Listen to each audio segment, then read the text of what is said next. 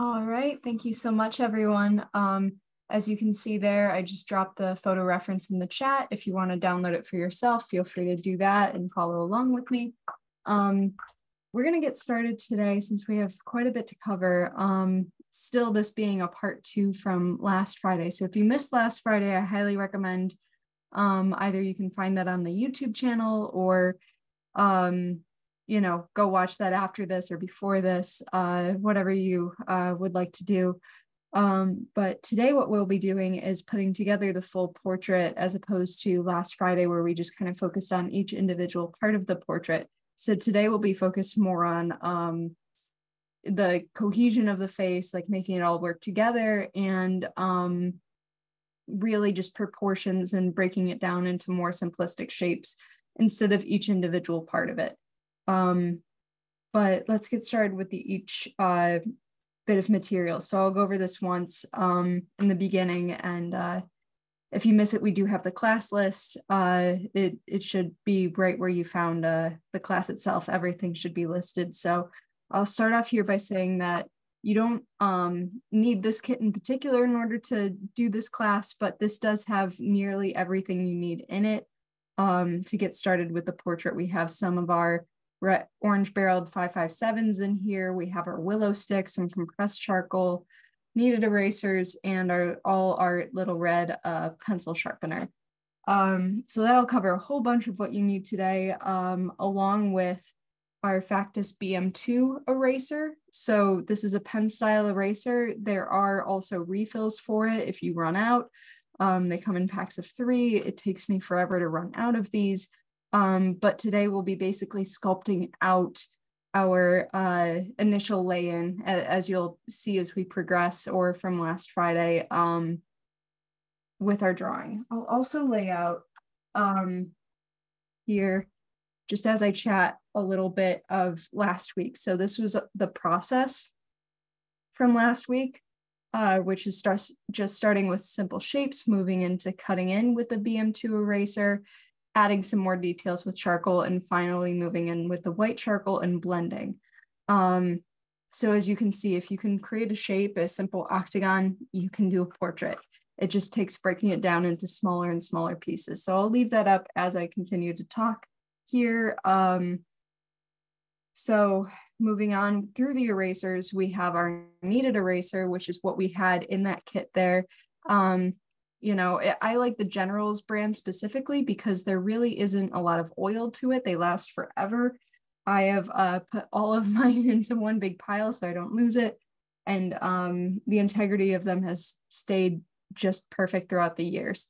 So that's why I like to use these. Also, they're great for lifting pigment, not scrubbing and erasing. So every eraser is going to do something different for us today. The BM2 will carve, this will lift, and this will erase big chunks. This is our Factis Black 18 eraser. And this is great for working on toned paper. You can use it on white paper as well. It's the same soft and gentleness as our other Factis eraser within the BM2. However, on toned paper, it will not leave a ghost mark like some of your chunkier white erasers might on darker paper. So now that we're through the erasers, I will get into our blending tools. So the blending tools that we'll be using today are, I'll go in order of which I'll probably be using them throughout the drawing. So what I have here is just an old piece of paper towel that I use all the time when I'm drawing in charcoal. This is Viva brand specifically. So it's like a shop cloth. It is something soft, very cottony, and very smooth. So when I erase, it creates a really, or I should say wipe, it creates a very nice atmospheric effect, which is what I go for in my portraits. Moving along, I have just a normal camel hair paintbrush. Size, brand really does not matter. All that matters is what area you need to blend away. That's the size you want. I've used round, I've used flat, I've used filberts. Again, it's all up to you, the artist, on what you want to do. I just pick out something dry, something I don't mind getting filled with charcoal, and I use it This, I think, in particular was out of a clearance bin. I say camel hair just because that's the softest type of brush I know. So that is something that hopefully will be helpful for you moving forward if you are specifically looking for a type of brush. And then finally your Tortillions, which is going to be your blending stumps. I have two taped together here. One is for my darks, one's for my lights, just so that way I'm not blending them into each other and making a muddy mess where I don't want it to be a muddy mess. And I'll get into that later. I do use muddiness to my advantage later. So it's not something I want to avoid, just use very particularly. Finally, for our drawing materials, the most important part, we have a bunch of different materials from this kit. So I'm going to be using our willow charcoal and our compressed charcoal in order to create the initial shapes that we will be carving into later on. So it comes in a whole bunch of different sizes. I like it because willow charcoal is very smooth. It doesn't like crackle and break up in parts. So it's just a reliable piece of material here. And then the compressed charcoal will leave a more, I shouldn't say permanent mark, but if you're going to be working harder or you want darker lines, it will get that darkness that you so want. Let me think. Oh yeah, and of course our pencils. I only have so many hands to hold all these things. So again, going back to our orange barreled pencils, our 557s, I've got a little bit of each gradation here, hard, medium, soft, that I'll be pulling from as we go. I have my All Art red sharpener, again from the kit, and as I go through, I'll show you how to sharpen with them. I just need to dull them down by drawing first. And then of course our, got it. My white charcoal, which is what you see here. This is why I use toned paper. It's because I just love the way that the white charcoal works with our dark charcoal. And then I'll be sharing some tips on these a little while later into our tutorial here. So, oh, and then the paper. This is just toned sketchbook paper.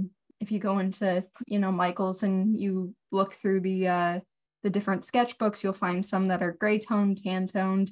Personally, I just go for anything that's super smooth. I don't want anything waffly.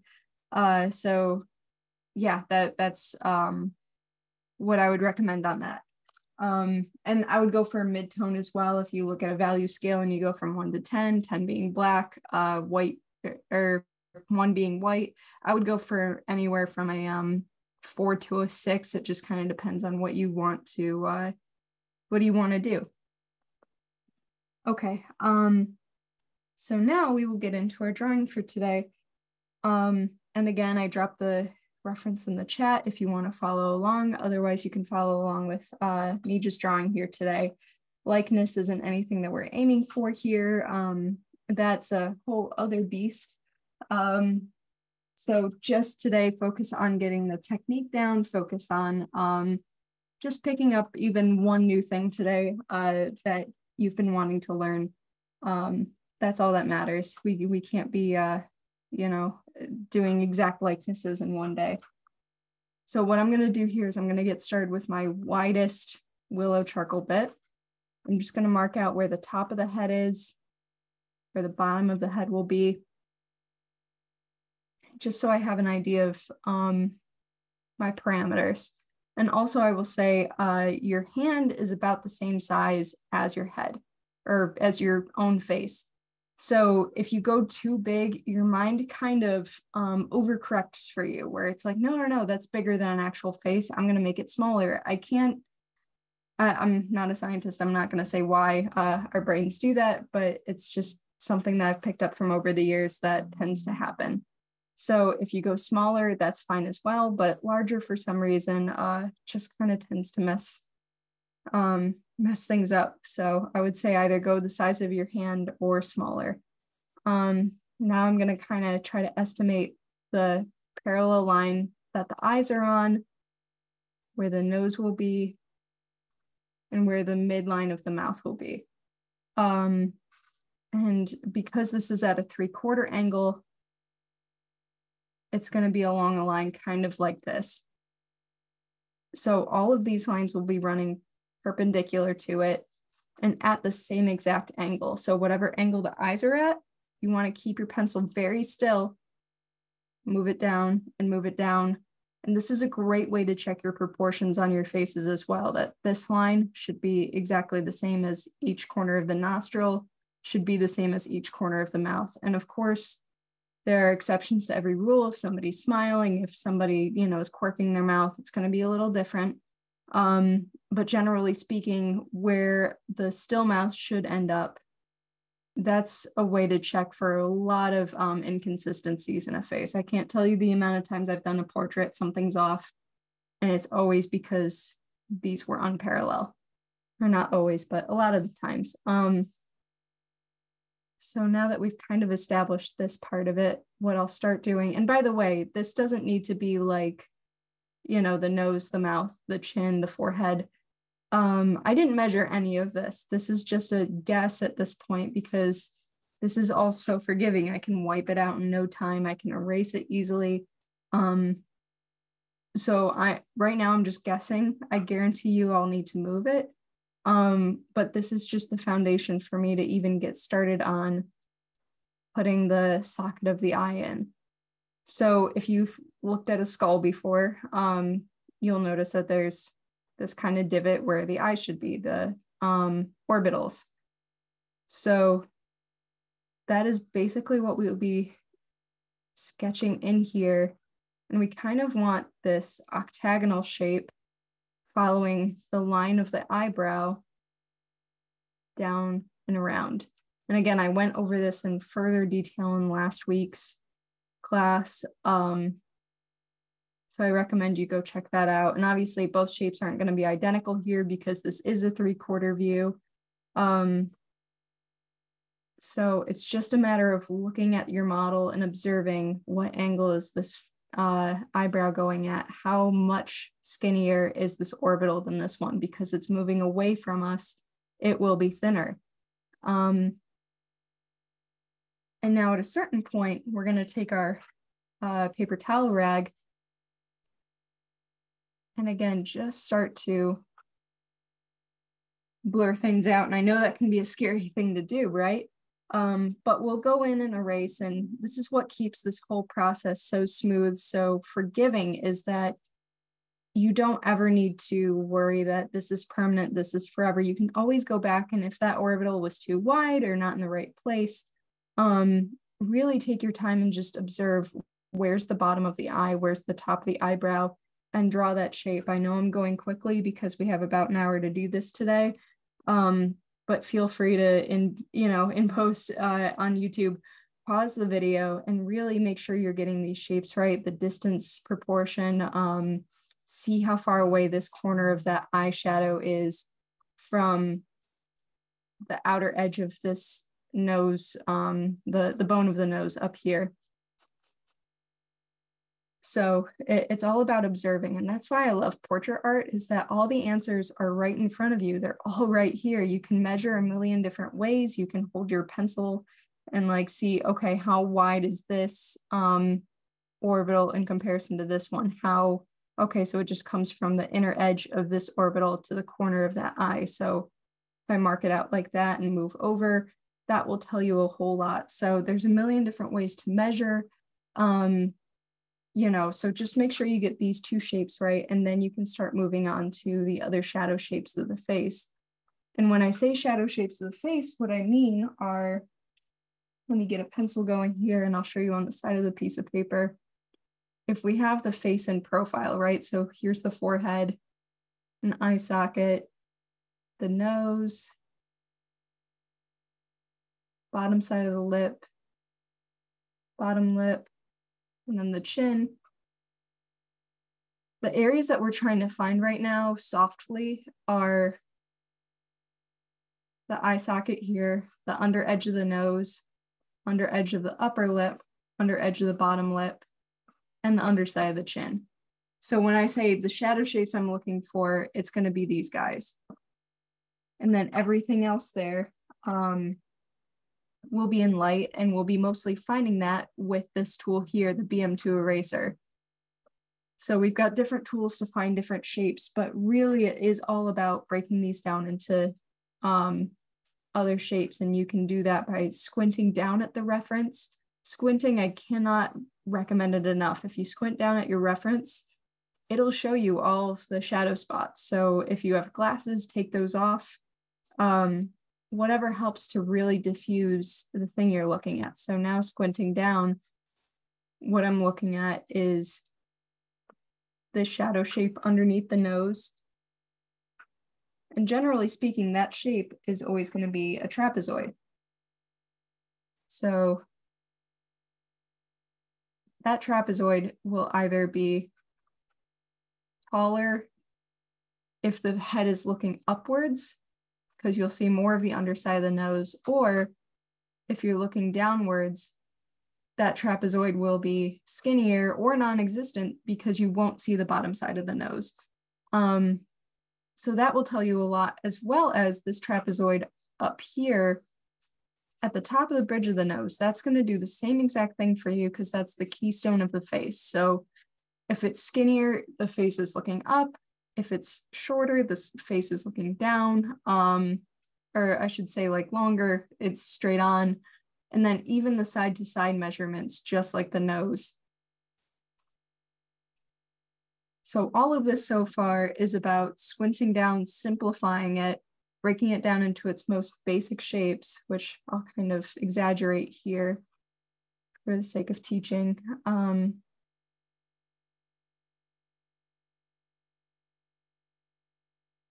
So these are our very basic shapes so far. I'll blend this out as well. And also, again, we can hold our pencils up and see where does that come to. About the corner of the eye is the corner of the nose. So I'll bring that in just a touch. And at this stage, you really want to be taking your time and finding all of those measurements. So again, I'm going quickly today, but feel free to pause, take your time, especially if you're going for a likeness, which again is not the goal today, but if you decide to do that in the future, all of these little measurements do so much to tell you the story of somebody's face. And again, I'm going to find the upper lip and the bottom lip, and there will be some mid-tone shadow here just as the face turns around. So I just implied that slightly, but I'll wipe it back out just to simplify it. So the corner of the mouth will kind of come to what will be maybe that far into the eye, which is wider than I expected. And again, this will be another trapezoid. Let me just make sure again that all of these lines are staying parallel. Where does that part of the mouth come to? Oh, I actually made it a little wide, so let's bring that in.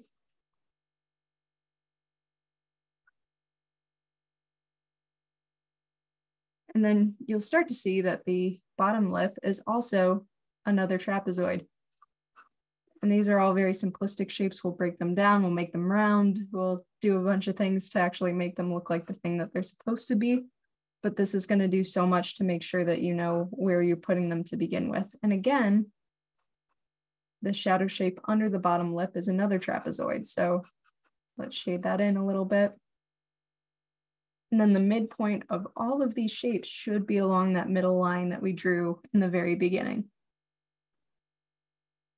And then just measuring down how far away from this is the bottom of the chin, just thinking comparatively right now. But again, if you need to measure, take your time, feel free to do that.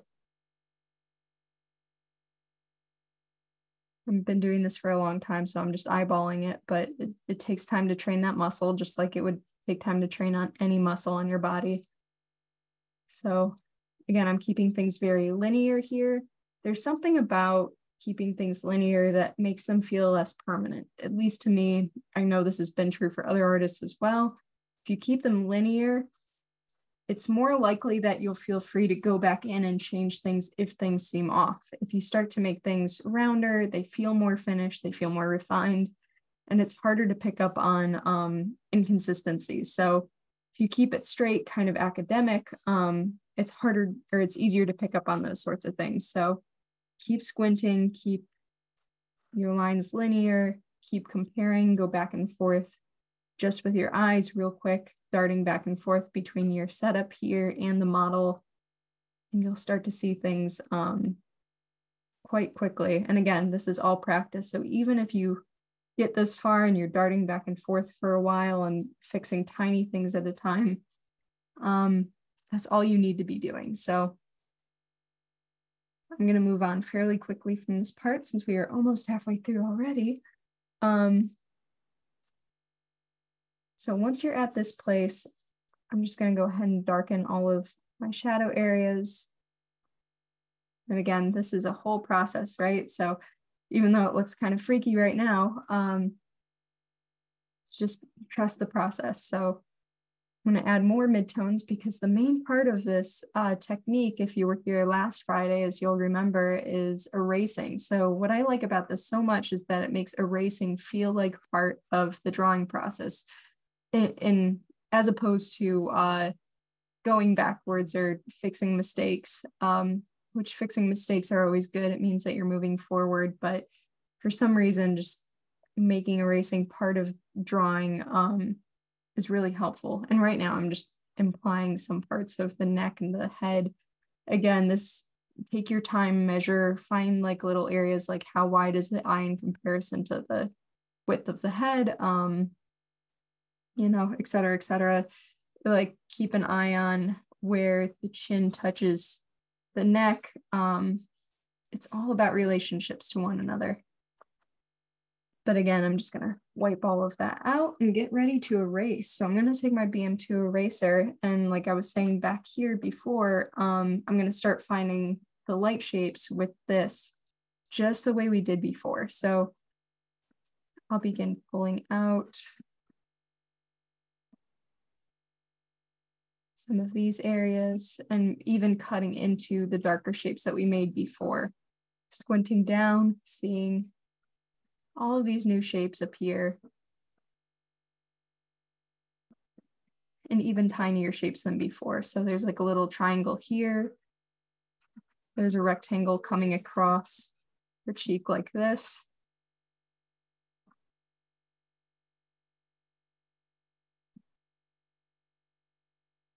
And now we can cut in here and find a triangle within the eye. And again, I'm not going to linger on how to draw these features all too much because that was last week. I'm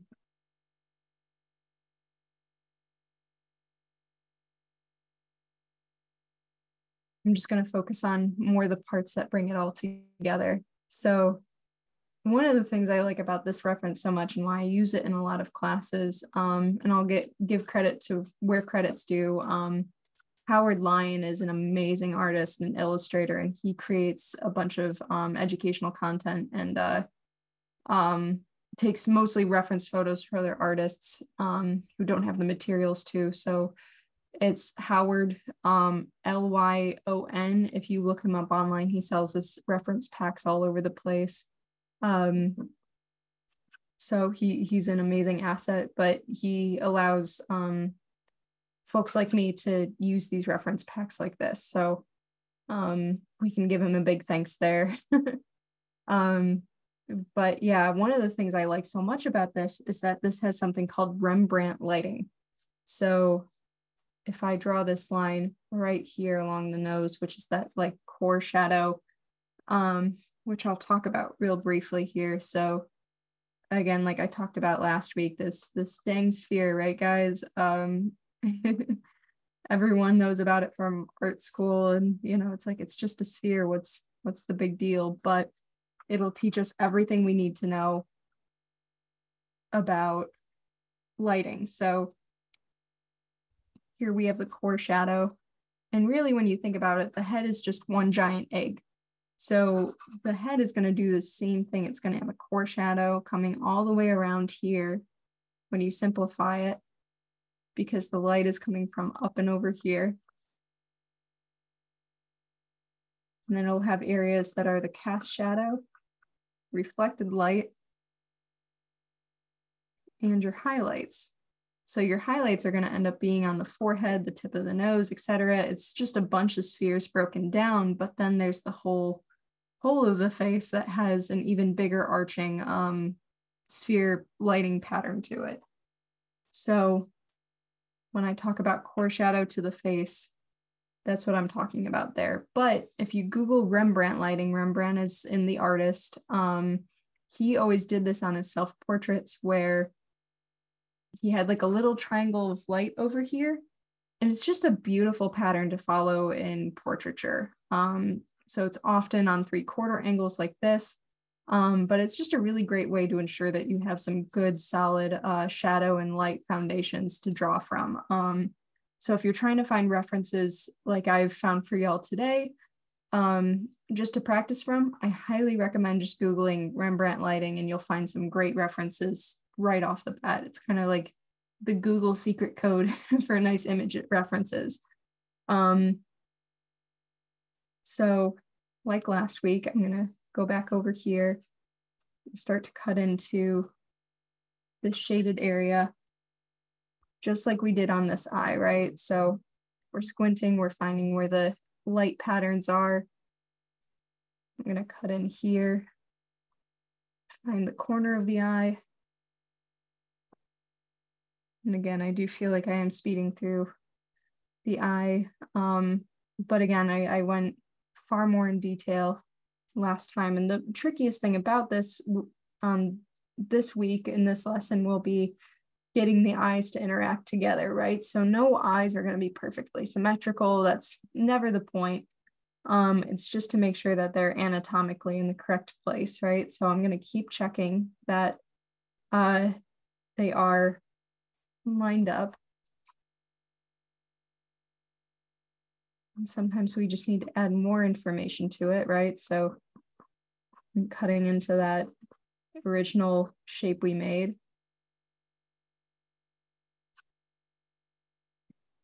And what I'm finding is actually this side of the face is a little too wide, but again, this is all so forgiving with this method, right? So I'm gonna come in here. You can either do this with your willow stick or pencil, but I'm just doing it with the pencil so it's easier to see here.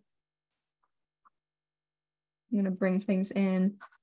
And it's so interesting with faces because it seemed like the eyes were off, right?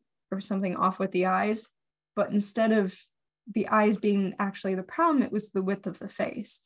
So it's always important that if you think something's off on your face, start covering other things up and ask yourself, okay, is that actually the problem? Okay, no, maybe it's the nose, maybe it's the angle of something else. So again, the entire face is all about relationships. It's all about just checking yourself. Because again, all the answers are over here, I promise. It's just a matter of finding them. So it's like a puzzle. So again, I'm just coming in here with my pencil to try to bring out those shapes that we started to between the initial shadow shapes and then cutting in with the eraser. So I'm just making those shapes that we made in here very clear.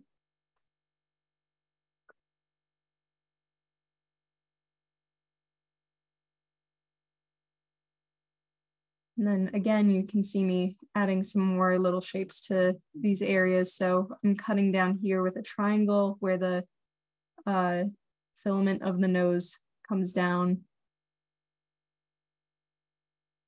Another little shadow shape here. And I'm just, this is scumbling. When I say scumbling, it's using the side of your pencil and just going in little circles like that. Hatching is making little lines and then continuously hatching over each other in order to create something darker.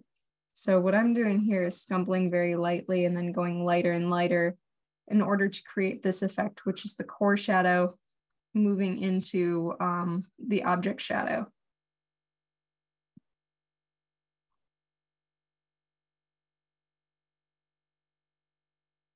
And again, you can see I haven't been adding irises to the eyes. I haven't been adding highlights. I'm still thinking about these things in very simplistic terms, like this is where the shadow is. I'm not saying this is where the iris is. And again, I feel like that makes it easier to go back and change at a later time.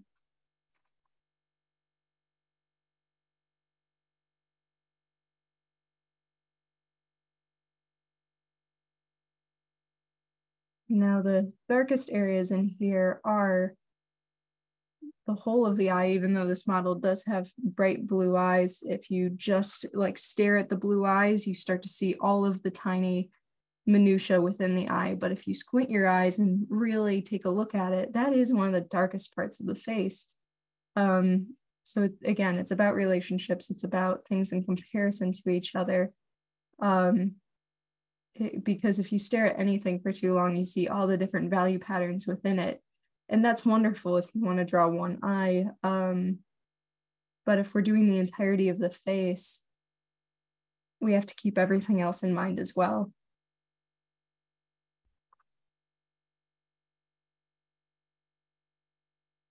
So I'm still squinting. I'm making other areas darker.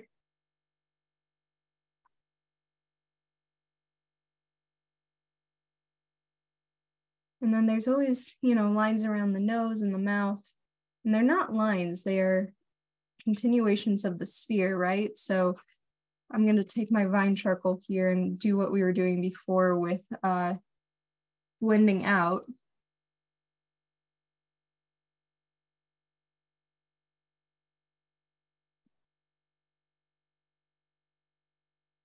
And really any lines on the face are just more shapes. They're not lines, they're forms with body and their own core shadows and highlights and such. So I'm even hatching with this just to pull some lines away from that. And already it just gives more form to the face rather than making her look aged or anything. And then here, and I talked about this again last week, but the lips, if you draw kind of like 3 circles like this,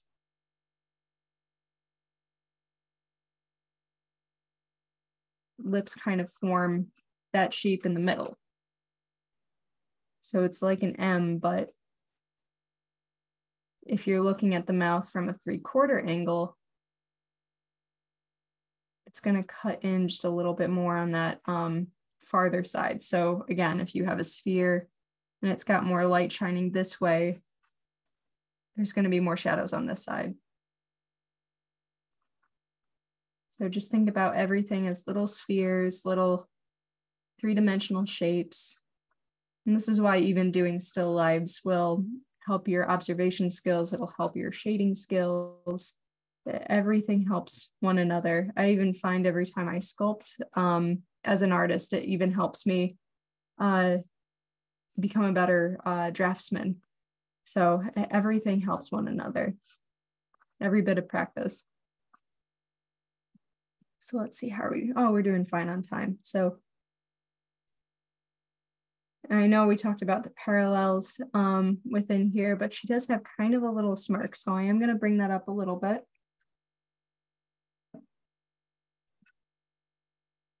And then we'll come in again and soften everything. Now, one of the things I love about this technique as well is the ability to just wipe things out and continue working. But also because I'm just kind of working in this section, I'll keep tightening this area, even though I'm wiping everything out. It'll create kind of this atmospheric effect. Everything on the outer edges will look soft. So it's kind of like the way that you would actually look at a person. You're not looking at everything in full detail around them. You're probably just looking at their face, and that's what's in detail. So it's not the only reason why I wipe out my charcoal as I go, but it is an added benefit at least.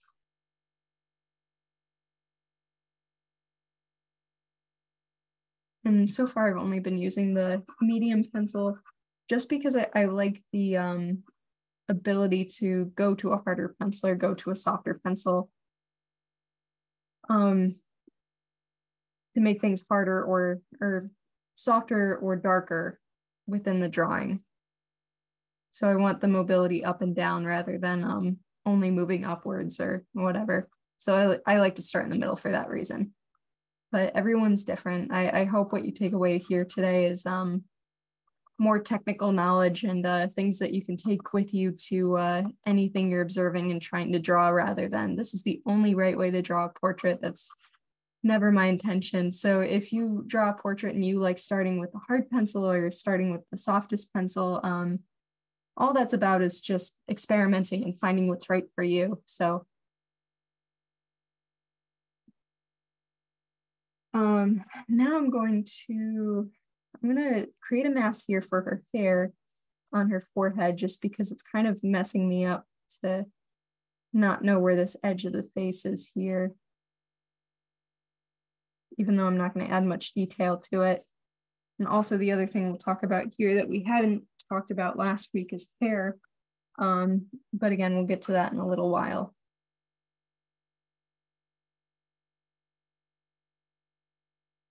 I'll create a cast shadow down here as well. Again, I'm still squinting down.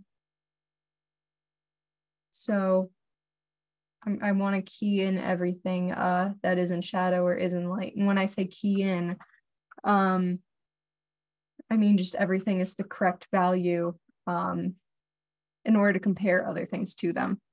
It's like a key on a map or a legend. You want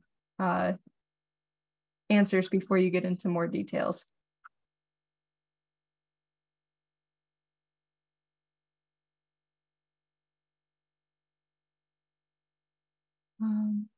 See what's important next. So I'll start using my brush actually in order to just be a little bit more specific about where I want these things blended.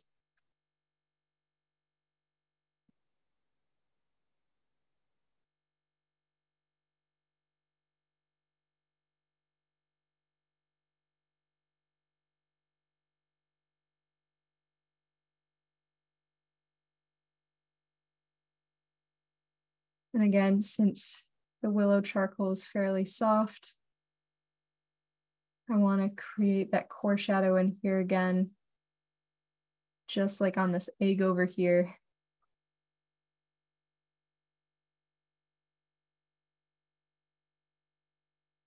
And then I'll take my brush once more and pull that out.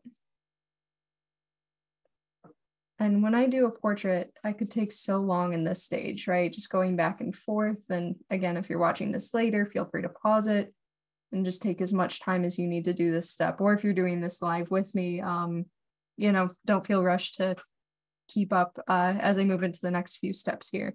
So I will begin to erase again. And again, like I can pull it straight back to the tone of the paper here. So if you're later on, when we get to the point where I'm adding white charcoal to it and blending that out, I've gotten questions before about how do you keep it from getting muddy. That would be erasing back down to the paper and allowing some breathing room between where you put your whites and where you have drawn in your shadows. So what you'll want to do there is just make sure the paper's clean in those spots. And again, I do use the muddiness to my own advantage because it does create kind of a cool gray, and I'll do a demo of that in just a moment here. And I do like using that in some spots. It's just being choosy about it and knowing how to keep it where I want it, I suppose. Also, the whites of the eyes are kind of a misnomer. I never let them get that light. Of course, I was erasing them out before.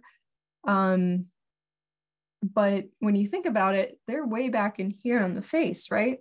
They've got the forehead over them. They've got the eyelid over it. And then the forehead, like I said. So there's a lot of things casting shadow down onto them. So again, if you squint down, they almost get lost in the eye socket. So they're never really going to be that light.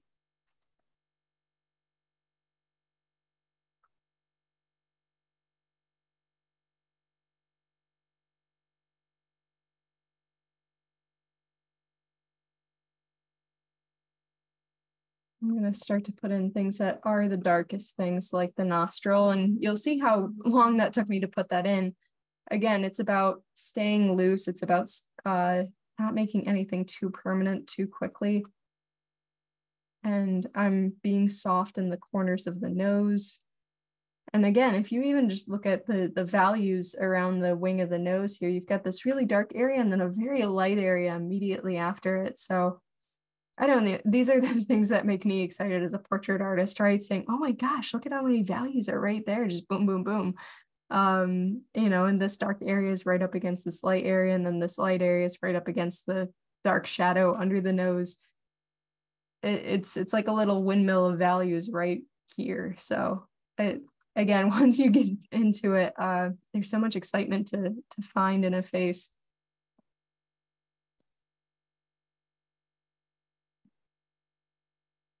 So again, I'm going to be a little bit more specific here, getting into the eyes, keeping them soft for oh so long, just in case I need to move them around.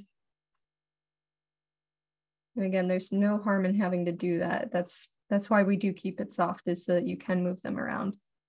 So here I will. And always feel free to take a step back from your artwork too. Look at it in a mirror, look at it upside down.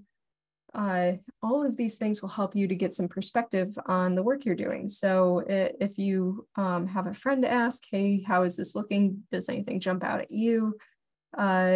You know, there's a million different ways to check yourself, but stuff as simple as looking at it upside down is really a lifesaver when you're in a studio by yourself. Again, I'm adding little details here, like little jut-ins on the forehead, but still remembering just how subtle they are.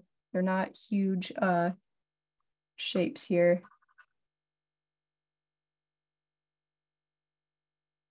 And so that I can go into the white charcoal areas, again, I'm just going back in and making the dark areas about as dark as they need to be. And if I were painting this or adding a huge background to it, when you squint down, you almost completely lose this edge over here on this side of the face.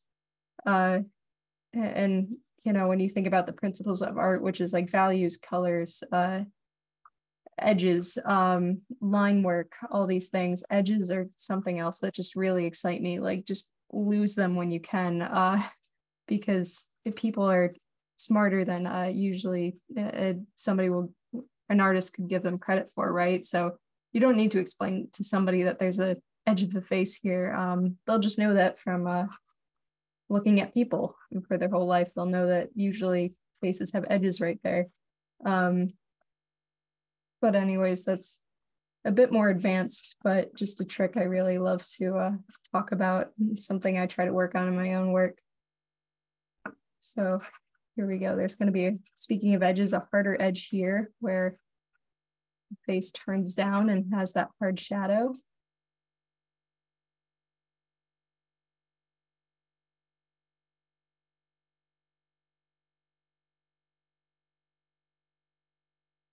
And again, I'm keeping the entirety of the iris pretty dark for most of this. But when it is time to add the middle of the eye, and still even just add a little bit of pressure, go in with your dark pencil, and you can do that.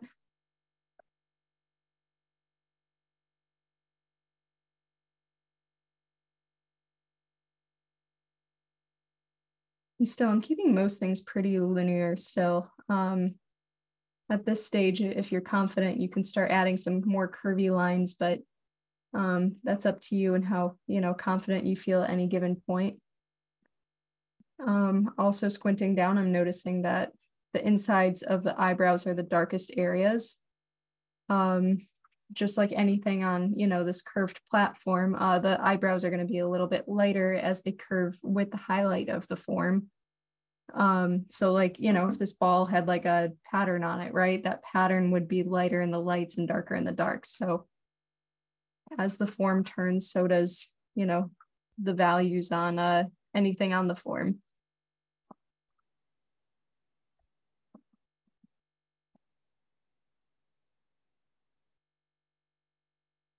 Also, I'm just gonna check that the ear is lining up, because the ear, again, is just like those trapezoids from before, something that will tell you a lot about the angle that the head is at. So if the ear is further up, that means a face is looking down. If the ear is further down, that means the head is looking up. So it's always good to check just across ways, like where does the bottom of the ear line up and where's the top of the ear line up. Now, you know, we don't see the top of the ear, so I'll just kind of pick a point and end it. And ears could be its own entire own lesson. I didn't really go over that in the features. And luckily a lot of hair is covering it, so we don't really have to worry about it. But like all things, just observe it, just squint down, see where the shapes are. And I mean, that's the best crash course on ears I can give. But maybe that's another lesson for the future.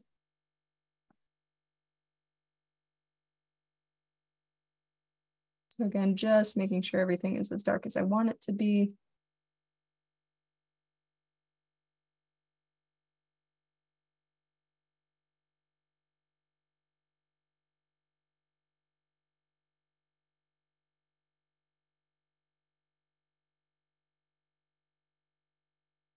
And I'll also go over hair very briefly too before we're done today, I promise. So now I'll go in with my white charcoal, so the 558. And just like we did last week on any of the features, just start hatching very, very lightly in the direction that the form is moving. And again, when I say that, imagine this ball, right? So if the ball is moving in space, it's got arcs like this going across it, right? And then on the edges, it would have arcs going like this.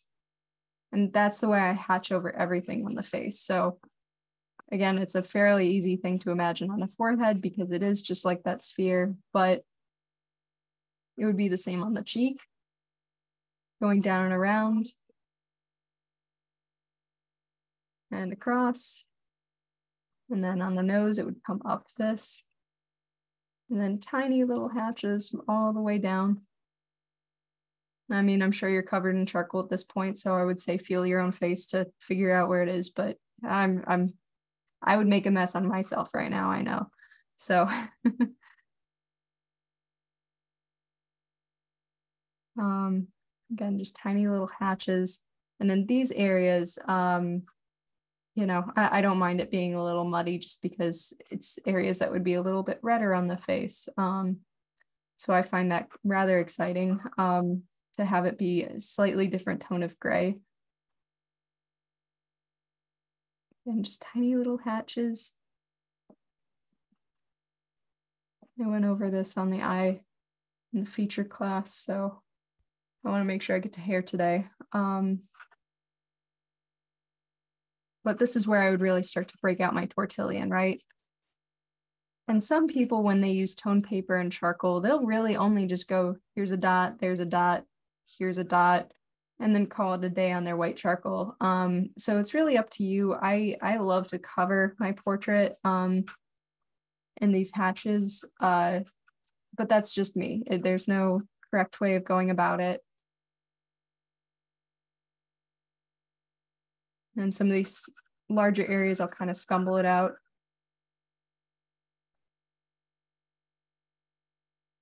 Just because I want to get to everything.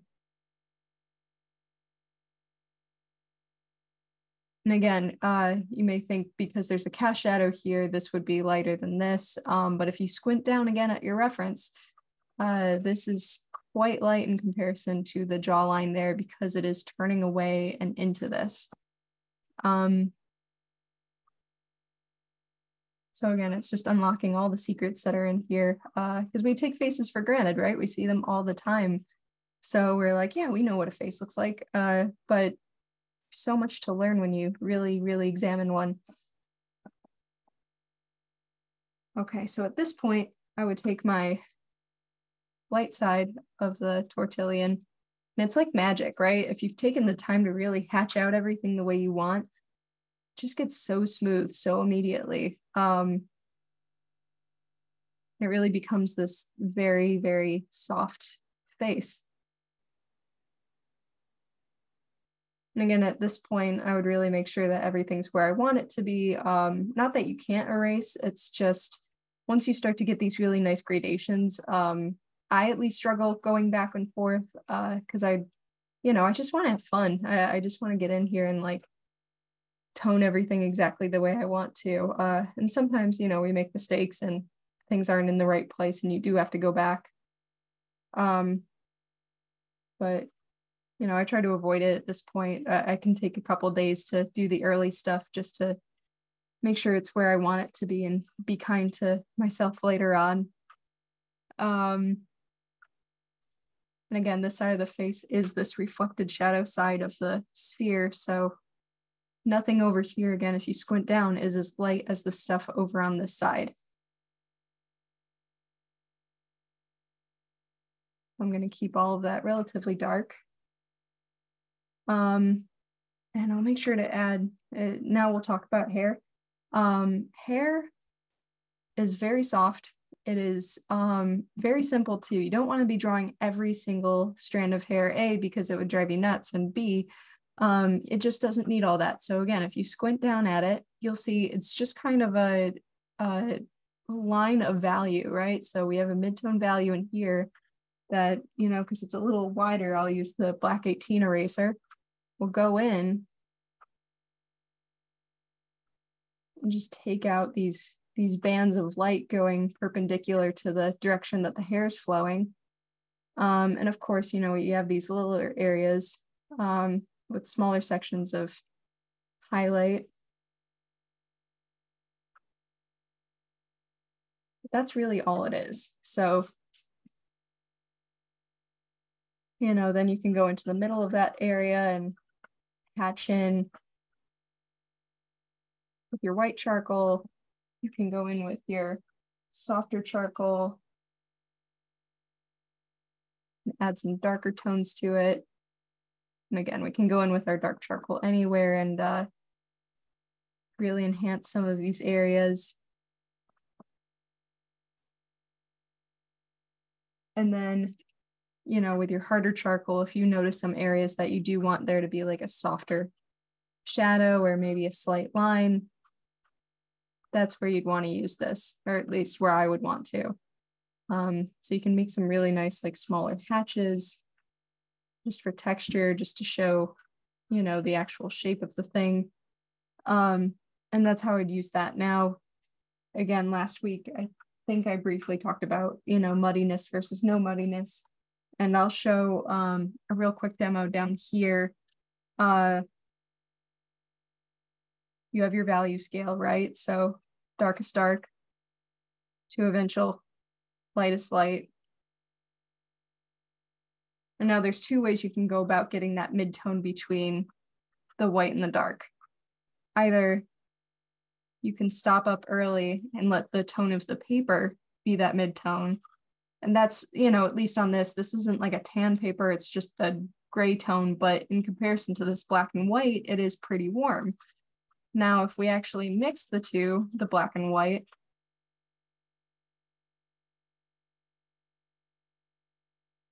now let's use our blending stump here.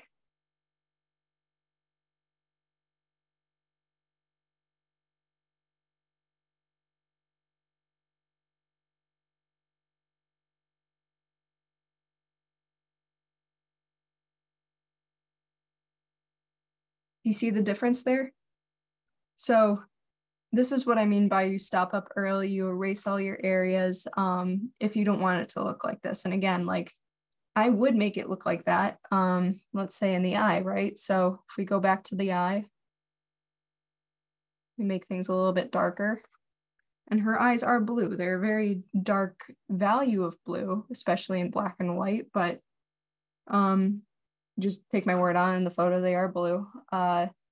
So it is kind of a neat touch to go in here. I'm gonna layer back and forth a little bit.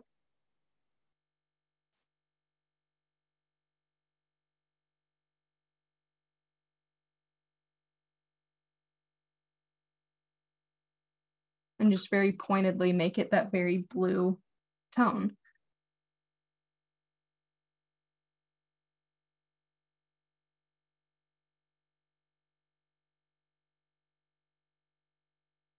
But yeah, that's how I'd go about doing a portrait in the same techniques that I showed last Friday. And real quick, what I'll show you as well is a technique actually Kathy in the chat discovered. which is wetting the white charcoal. I believe I went over this again last week. But if you have some water and just the same exact white charcoal that we were using today, nothing different about it, same pencil, but I do mark it off and have a second one just because we're using water here and you really shouldn't be using water with pencils because it'll wick up the wood and it'll make it softer. But this is a really cool technique, so that's why I have a second one to do this with. So I'm going to dip it in the water for just a couple seconds. See? Shake it off a little bit, damp it with a paper towel. But pretty immediately it turns into like almost a gouache, right? So if you're going back into your drawing and you've really oversaturated your paper, maybe you just can't layer anything anymore. If you go in with this, it'll immediately just work, right? You'll get your highest highlights, but you can't really erase it that well. So I would say make sure it's the very, very last thing you do. But it is a great little tip that, you know, if you are going back and forth a lot, getting your midtones perfect, maybe your smooth paper has gotten saturated at that point. So if you want your final highlights, that would be the way to do it. All right, we are 1 minute till 2. Any questions that I can answer? Or were there any questions that you saw, Kirsten, that you would like me to go over? The only thing that came up was letting the students in this class share their art if they'd like. If you want to share your progress, you could post it in the chat. Yeah, that would be so sweet. Or also, I don't know how many of you guys are on Instagram. If you find me at J Madalena, so just first initial, last name, I've had students before just DM me pictures and share work progress from workshops and stuff there, if that's easier. I would love to see what you guys did today. That would be amazing. Or tag General Pencil if you post it, tag me. Yeah, we would love to see it. Hey, Julia. Yes. As before we leave, actually, if those who would like to share their would like you to see their portraits, I would highly suggest turning your video on and going to the gallery so we can actually kind of just seeing everybody and seeing what your portrait is if you would like to share. So we would love. Yes, yeah, that would be wonderful. Oh, that's lovely. Oh, this is so fun. I love this. Thank you guys so much for sharing. Oh, look at that. Beautiful. I love this. Good idea, Felicia. Thank you. Yes, thank you so much. This is so cool to see everyone's work. Oh, I'm so proud of you guys. Y'all have kept up very, very well today. I was like, I hope everyone's absorbing everything I'm saying. And again, thank God you all are recording and we can go back and listen and such. But yeah, wonderful work, everyone. Thank you so much for sharing. And I'm sorry if I didn't get to everyone's photo, but we thank you all. And once again, you can always share your portraits to any of Michael's social websites or any of our socials with using a hashtag Make It With Michael's. And Michael's classes. And as General Pencil had mentioned, please also share with them. And who knows, your portrait may come up on one of our media opportunities. So definitely keep a lookout. So we appreciate everything that you've done. A lot of great comments, Julia. Super hints and suggestions. Please do more classes. This was great. You're an excellent teacher. Thank you all. I really appreciate it. And Julia, whenever you're ready to end, just let us know. Oh yeah, no, everything's great. Thank you all so much for joining us today. And like I said, feel free to send what you've done today along, and best of luck. Keep practicing, and hope to see y'all in the future. And yes, we will do more classes with Julia and also our other awesome artist, Kathy Hansen. So keep your eyes open for General Pencil classes with Michael. Yeah, thank y'all so much. Thank you all, and I hope you all have a wonderful weekend.